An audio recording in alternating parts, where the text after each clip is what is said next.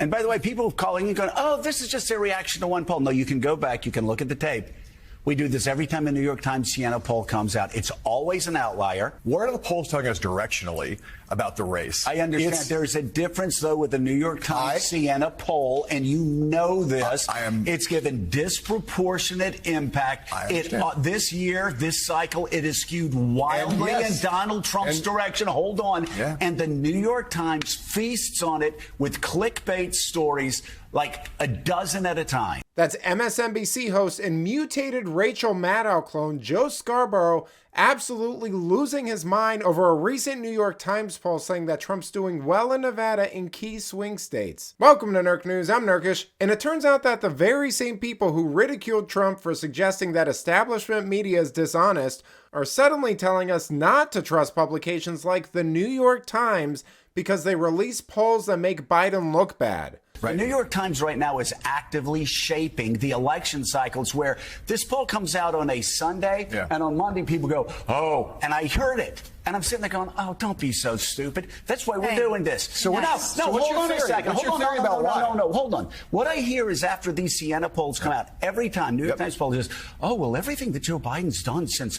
the State of the Union address, all this money that he's put out, all of the campaigning is for naught. No, it's not.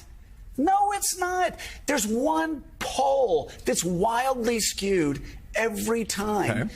And it does shape, if it's a New York Times poll versus a Morning Consult poll, and the New York Times then amplifies it 15, 16, 17 times, it warps reality.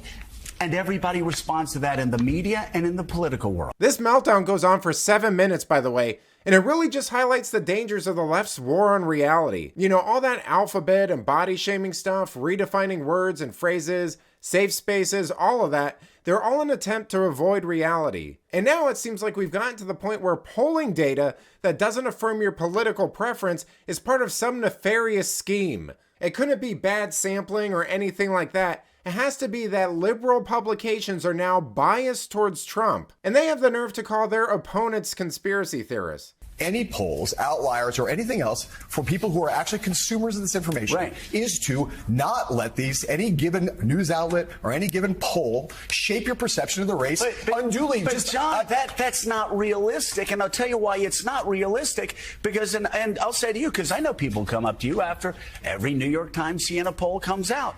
It completely changes the political battlefield out there for about a week and a half. It distorts the questions that are asked of the White House. It distorts the questions that are asked of Donald Trump. It distorts all of the opinion. It distorts everything.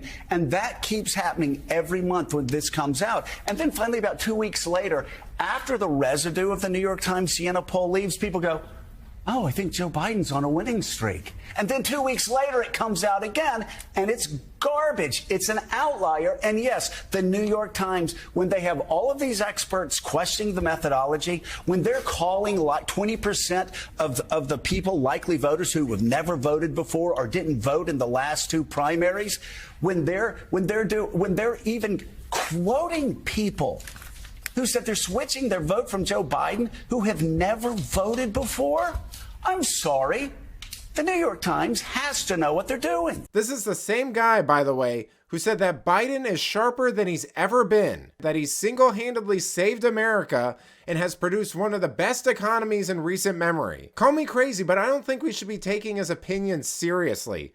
I mean, the show plays out like state-sponsored propaganda, and that's really all it is at this point. Because he's basically saying that if you aren't actively altering the data to support Biden, you're somehow underhandedly shaping the election. Reality is offensive to them, and no one in their right mind actually thinks that the New York Times is now biased towards Donald Trump. But you know, if you can't learn to laugh at this stuff, you'll end up just as insane as they are. So let me know what you think. Is this all a nefarious plot on the part of liberal journalists to create outrage and gin up revenue? Let me know in the comments, and if you enjoyed this video, please give it a like and subscribe to the channel. That stuff really does help us out. Until then, this has been Nerk News. Thanks for watching. Bye!